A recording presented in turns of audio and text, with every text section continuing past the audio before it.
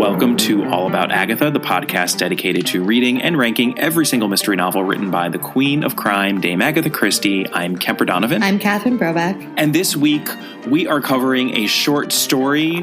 It is time to revisit the Listerdale Mystery Collection. Always intriguing. The specific short story in question is A Fruitful Sunday. Catherine Brobeck, can you tell us a little bit about the publication history of this one? It was first published on August 11th, 1928 in the Daily Mail.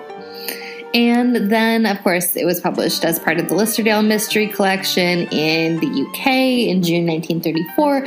And as we all know, many of those stories were not published until much later in the US, all the way in 1971 in The Golden Ball and other stories. And I do feel like, I'm sure there are exceptions to this rule, but often when we find a story in the Listerdale Mystery Collection not being published in the US until almost 4 decades later, it feels like there's a reason for it. Uh-oh, are you giving a spoiler about your feelings of this story? Let's just say this isn't the most robust story. Are you saying this was not created. a fruitful read? Yes, a fruitful Sunday, but perhaps a fruitless read. Oh, dear. All right, I'm going to talk about our victim because there isn't one. Easy for you then to talk about it. Yes, that's why I've chosen to take on this task. We are not in a puzzle mystery here. We're really not even in a thriller adventure story because so little happens in this story. I suppose that if we had to stretch matters, we could say that the victim is the owner of a 50,000-pound ruby necklace that has been stolen from the post en route from France to England. Although who sticks a 50,000-pound ruby necklace in the mail? It feels like they perhaps are asking for it. That might be on them. There is some real shade thrown at the French Postal Service later. So yes, there is. I suppose we will get there. Tell us about our suspects, Catherine. Unknown, jewel thieves, postal thieves, the French Postal Service, leering roadside fruit vendors. Guess what? There really is not a suspect here, just like there's really not a victim. Yeah, I mean, we talk about the lighter, frothier side of Christie. Again, not a surprise that this story was written in the 20s. Whenever we do come across these stories, I believe they tend to be written in the 20s because that, of course, is when she was writing most of her short stories. But it's also when she was dabbling in lighter affair. And this one, I would argue, is pretty much all froth. Very little soup. That was an awkward analogy. Whatever your liquid of choice would be, beer, soup. I think this just keeps getting worse. All right. I'm going to talk about the world as it appears to be. Please do. So, Dorothy Pratt is a housemaid in London whose employer insists on calling all the housemaids Jane. And we have come across this in other Christie stories. I thought I was hallucinating it at first. I was like, why does this seem so familiar? So apparently this really was a thing that there were just maidish names and people didn't want to have to bother to remember names. So they would just give them a name, which is pretty offensive, at least to a 21st century dehumanizing sensibility. Dehumanizing. It reminds me of, this could be apocryphal, but living in LA as we do, sometimes you come across these stories from Hollywood, and apparently in the first iteration of the Roseanne Barr show, Roseanne, she just assigned the writers on staff numbers because she didn't want to learn their names. So she'd be like, 4. What do you got? Is that true? I say again, it's apocryphal, so I'm not going to stand by its veracity, but that is what I've heard. Well, I guess that's one way to do things. It's one way to do things. And apparently it's how things were done in the household at which poor Dorothy Jane Pratt worked. So she's annoyed by her job. I feel her. And she chooses to get over it by going on a day trip with her beau, Edward Palgrove, in his brand new used car.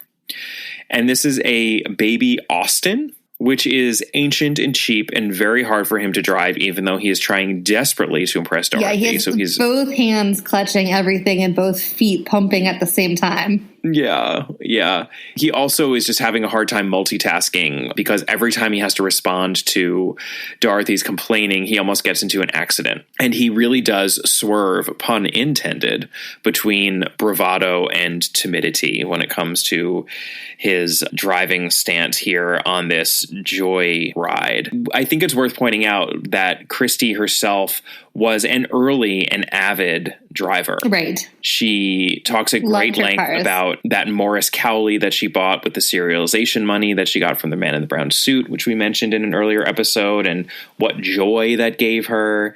She loved to drive, and there's a lot of specificity here in terms of what he's doing wrong and the grinding of the gears and almost running into policemen, and it's all very fun. It is. And so finally they get out of the city traffic, which he didn't want to drive in to begin with, except he kind of just keeps getting stuck, so he really can't get out of the city. It's kind of sad for him. But eventually, by sheer accident, and because he's just kind of going with the flow of the traffic, because at that point he's like shaken, they accidentally turn down a beautiful shaded country road where they amble along until they see a very random fruit stand up ahead, where there is a more than somewhat creepy man selling the fruit who leers at them while hawking his strawberries and cherries. So they pull over, they don't stop the car, and Dorothy is really not that put off by the creepy man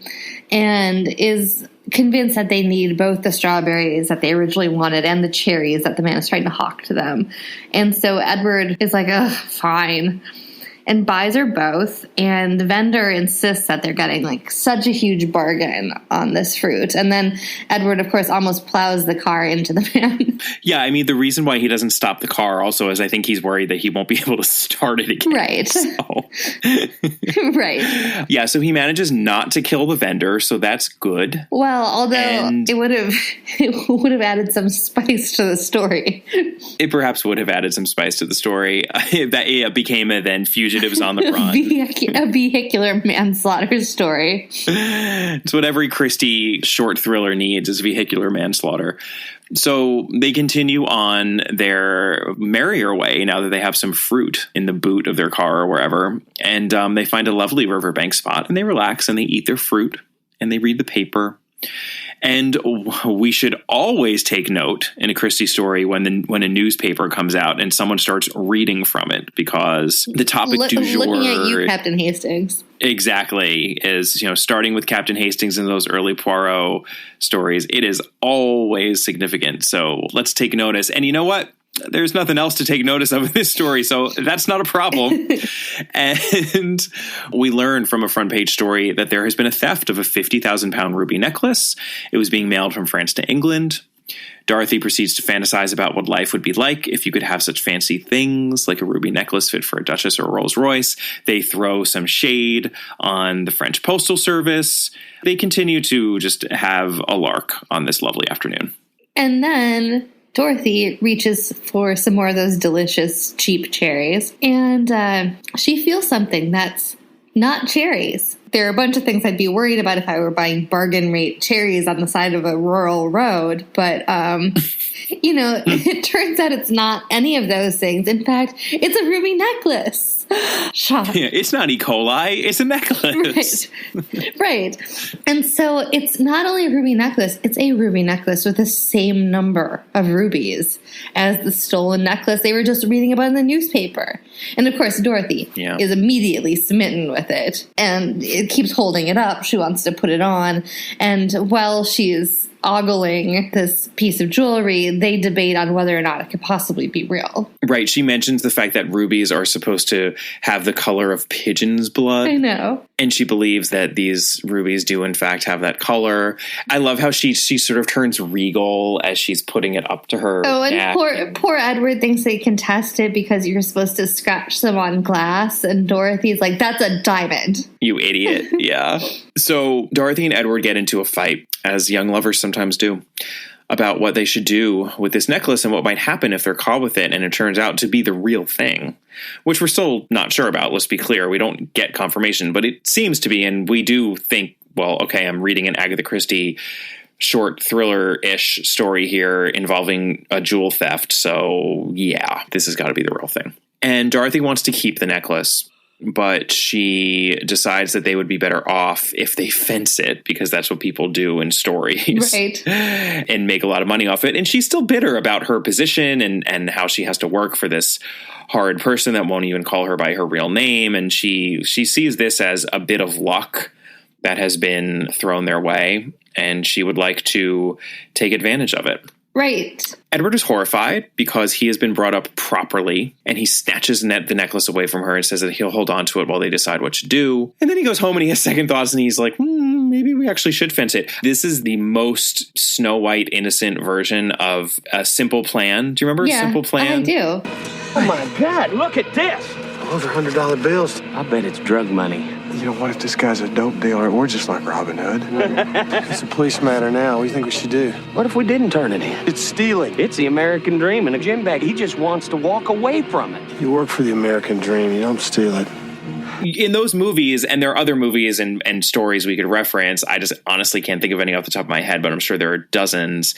You're always waiting for the other shoe to drop and for the bad things to ensue. No, you're waiting for somebody to show up at a door and say, you have something that belongs to me. Exactly. So I was waiting for that. Right. It did seem like it was going there, especially because where does it go next? Well, and Catherine? we've come across the police in this story several times during the driving episode. Mm-hmm.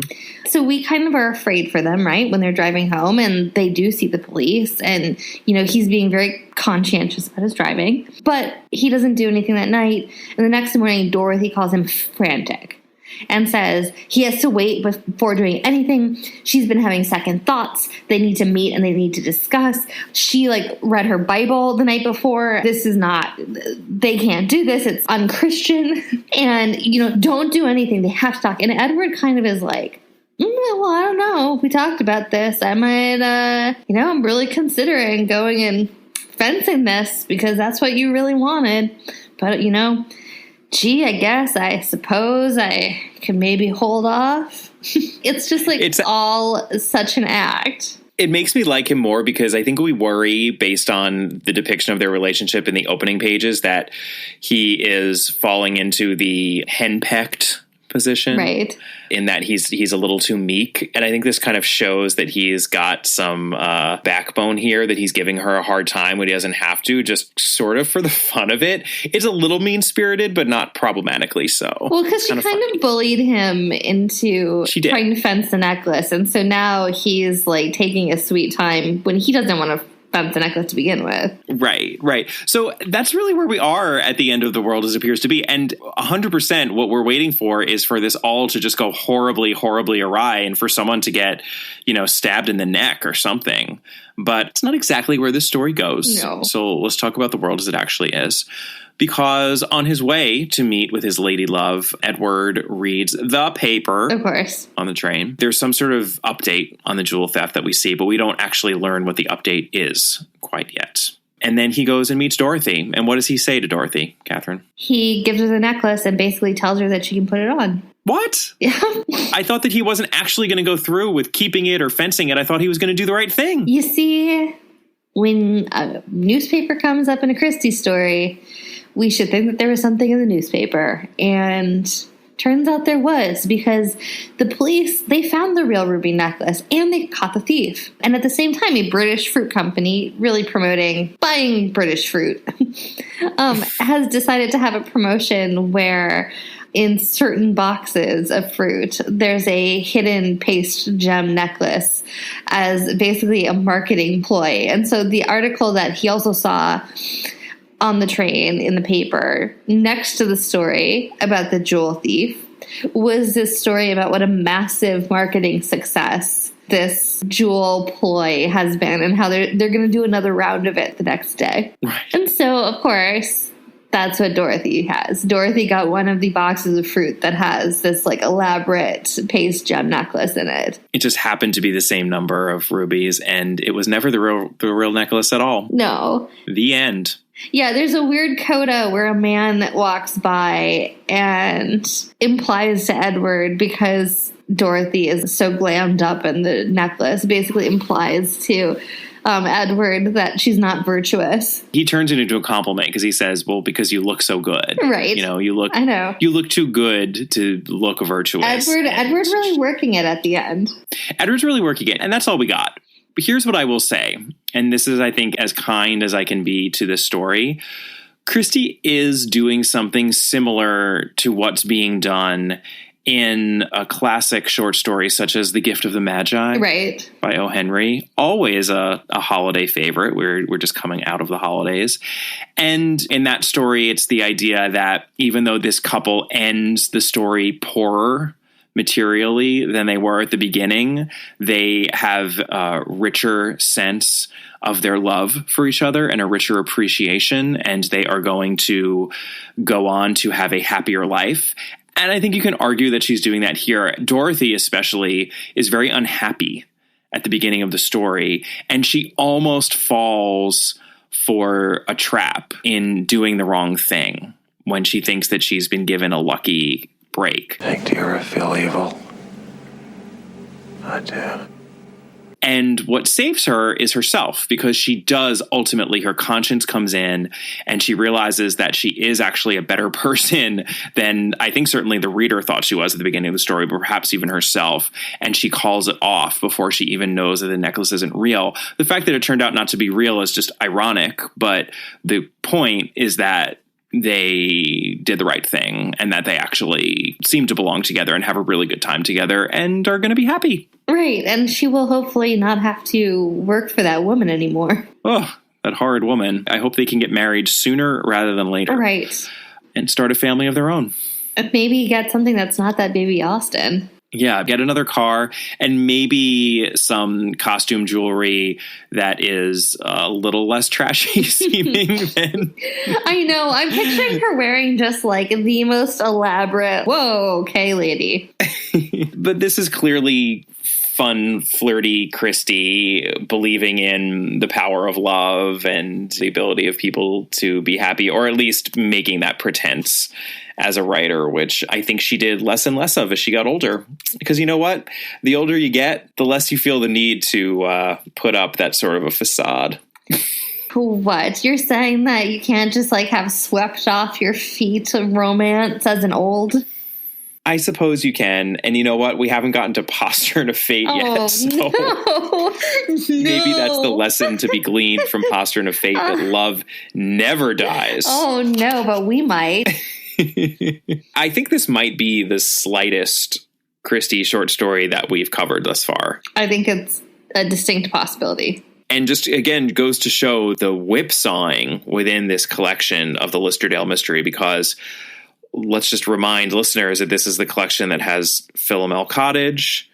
This is the collection that has Accident. Which we love. Two of her favorite short stories that we've covered. So good. But it also has these slighter selections, such as A Fruitful Sunday and a couple of others. The mixed bag that you have with these short stories is part of the fun, I think, of covering them. And sometimes you come up a little short. I mean... And that's okay. This was certainly pleasant. It was a pleasant There's nothing read. wrong with reading this. It will only take you a few minutes. A few minutes. Yes. No more than 5 minutes. Max. I mean, if you're a slow reader, I think it's fair to say it could take you 10 minutes. That is A Fruitful Sunday. Join us next week for a total and utter change of pace. We will be revisiting our friend, the ever mysterious Mr. Harley Quinn, in The Man from the Sea. And then the week after that, we are doing something even differenter, because we are a marpling. We are revisiting my old friend and Catherine's old nemesis, Miss Jane Dark Marple, who we haven't seen in so many episodes. It's been such a long time. It's been ages since we covered a novel, since all we've covered thus far is the first Miss Marple novel, Oh So Many Moons Ago, The Murder at the Vicarage. This is our second Miss Marple novel. There is such a large gap between the two. We did fill it a bit with Miss Marple short stories in the 13 Problems. We have a few other Miss Marple short stories to cover in future episodes, but we have been saving those. But yes, I'm excited for The Body in the Library Tomfoolery. I'm excited not only to revisit Miss Jane Marple, but also our friends the Bantries, and I believe Sir Henry Clitheroe. I mean, we love also makes an appearance. all of them. I am looking forward to hearing about Dolly's gardens. Oh my God, Dolly, what has been going on with her garden? How are her new bulbs doing? Are any of them poisonous, and will they be used in future murders? We don't know, but we'll find out. We would love to hear from you, as we always do. Email us at allaboutthedame@gmail.com or find us on Facebook. Our Facebook page is All About Agatha. Our Instagram handle is All About Agatha as well. And we are, of course, on Twitter at All About the Dame. Catherine is on Twitter at Brobcat. And we would love if you would take a moment to rate and review us wherever you're listening to this podcast, because it really helps others find it. And we revel in hearing from you. We will see you next time. Bye. Bye.